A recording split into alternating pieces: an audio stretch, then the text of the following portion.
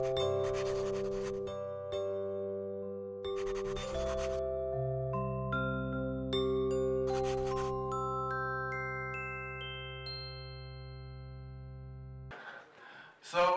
evening, everyone. My name is Fionn Dobin. I'm a lecturer at the Stockholm School of Economics in Riga. And I want to talk today about a topic which is very important to myself. I want to talk about the importance of being a playful mind.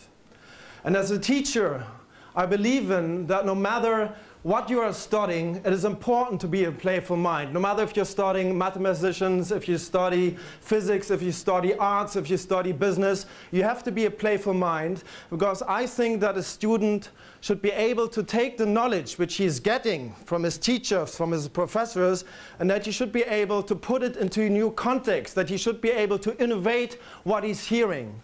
I believe in that the student should turn from a passive student who just sits there and takes everything for granted, which he takes and hears from his professor, that he should become to an active student who maybe even doubts and re-questions what the teachers tell him.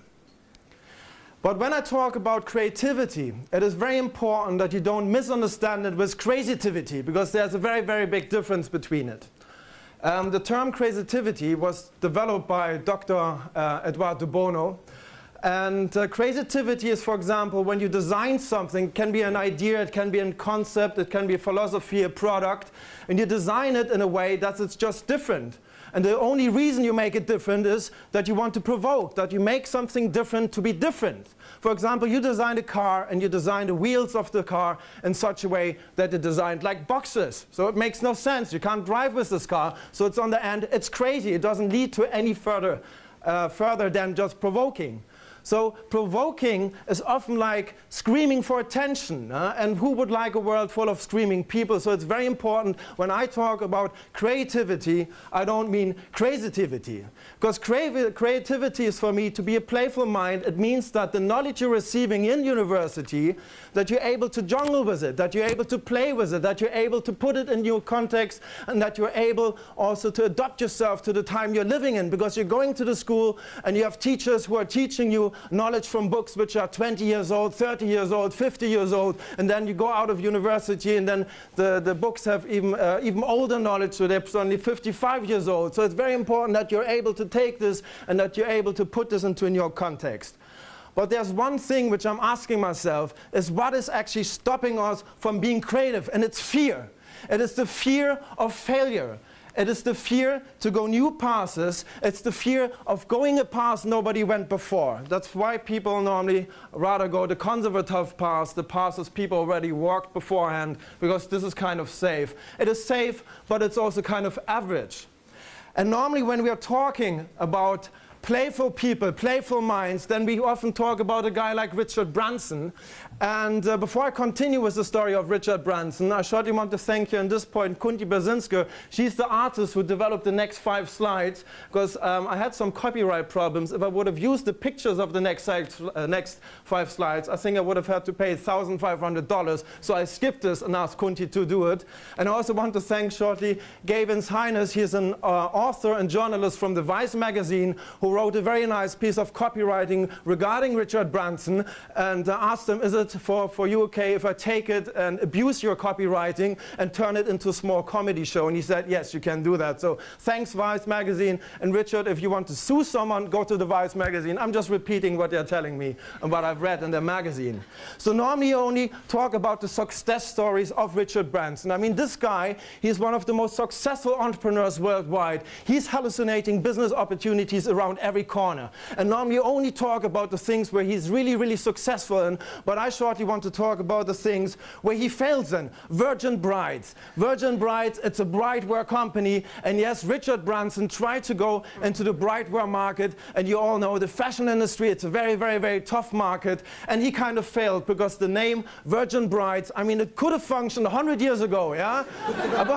but it doesn't function anymore. You don't want to connect this. But the main reason why I think think he failed us actually because of a PR action, and unfortunately I don't have a picture of this now, what I'm going to show as a graphic, but you can Google it up. It's true. That's the main reason why they failed us, because Richard Branson shaved off his beard and he wore a bright dress himself. After seeing the picture of Richard Branson wearing a bright dress himself, you don't want to marry anymore. And yes, and that's the reason why I'm engaged since 8 years, yeah? Because I saw a picture of Richard Branson without a beard and his dress.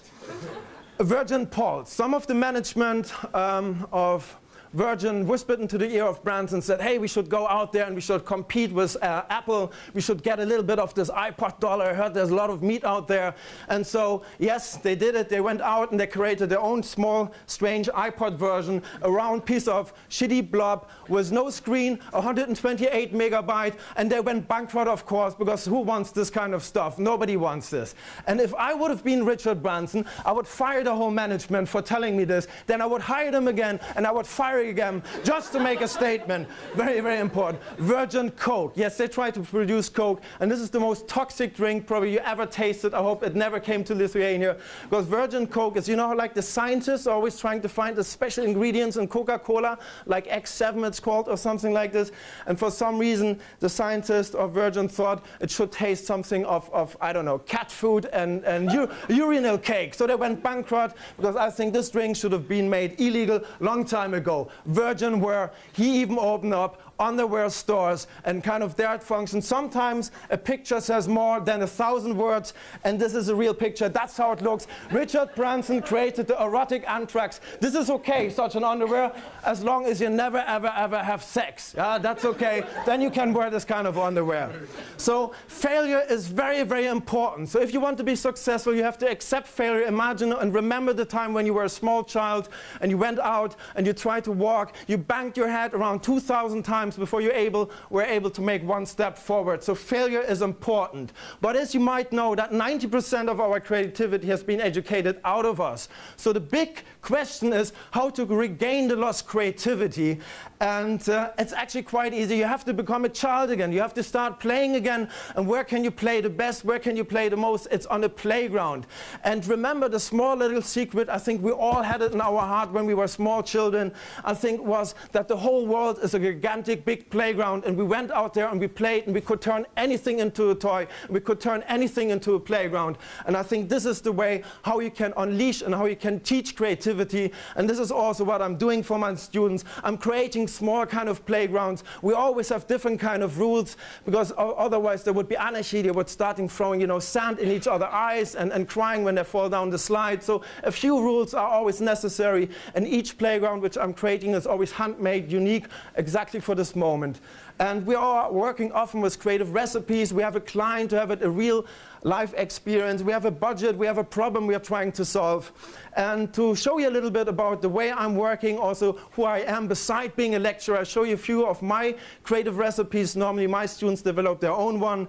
And one creative recipe which I really, really like a lot is called Creativity Beats the Capital, because money needs good ideas, and good ideas don't need money. That's very, very important, because if you want to achieve something, you don't have to wait for the money, just go out and do it. And a few years ago, together with a friend of mine, Rubens, we created a fashion company. I think we invested around 500 euros in the beginning.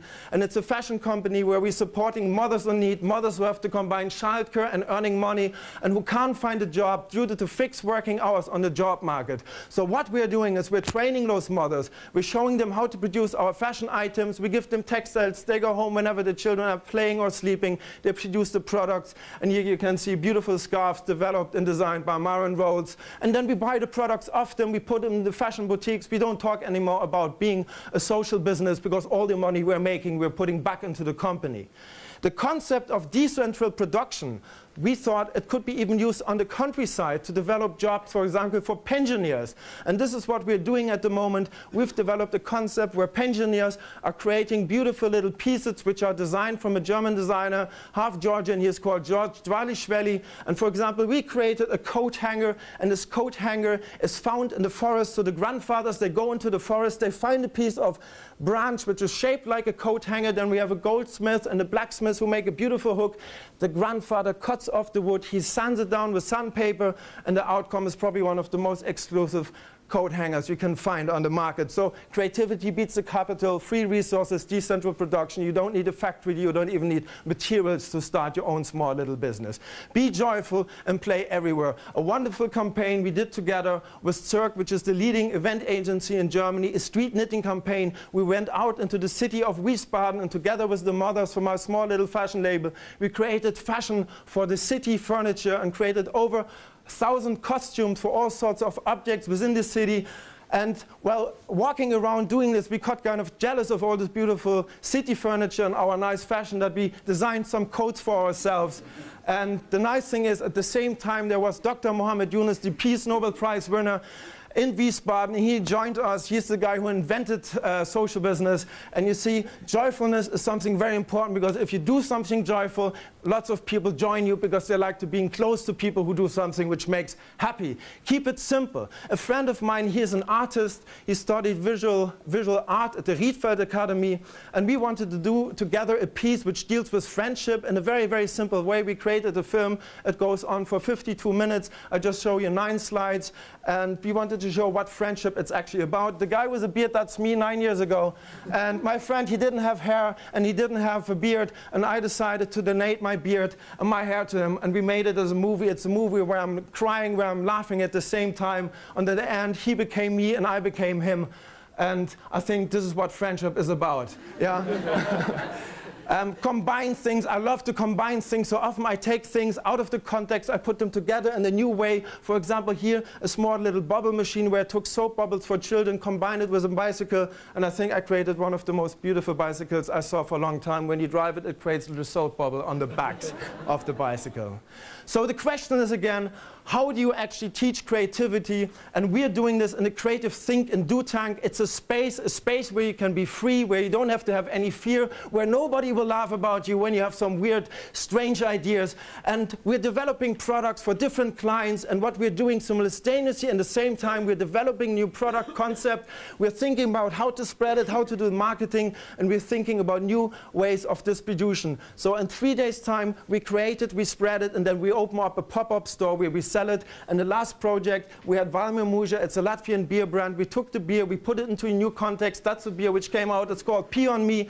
There was a small little flower seed connected to the beer bottle. You should plant it into the earth, and I don't have to tell you how you're supposed to water the flower.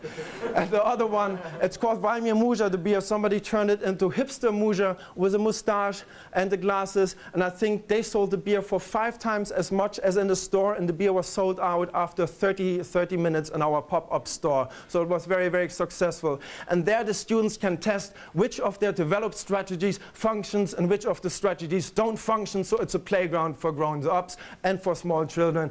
And yes, and sometimes a little bit the creative sparkle we're doing and we're developing together with the company ends up. And this is now, for example, a product which is released from the same beer company. And you can see a little bit the energy which we had there in our workshop. And I think I want to end here my talk and just leave you with one very important sentence, which I made up myself. It's talking about creativity. It's like dancing about architecture. It looks stupid and doesn't make a lot of sense. So if you want to be playful and creative, go out, play, and the world is your playground. Thank you very much for listening.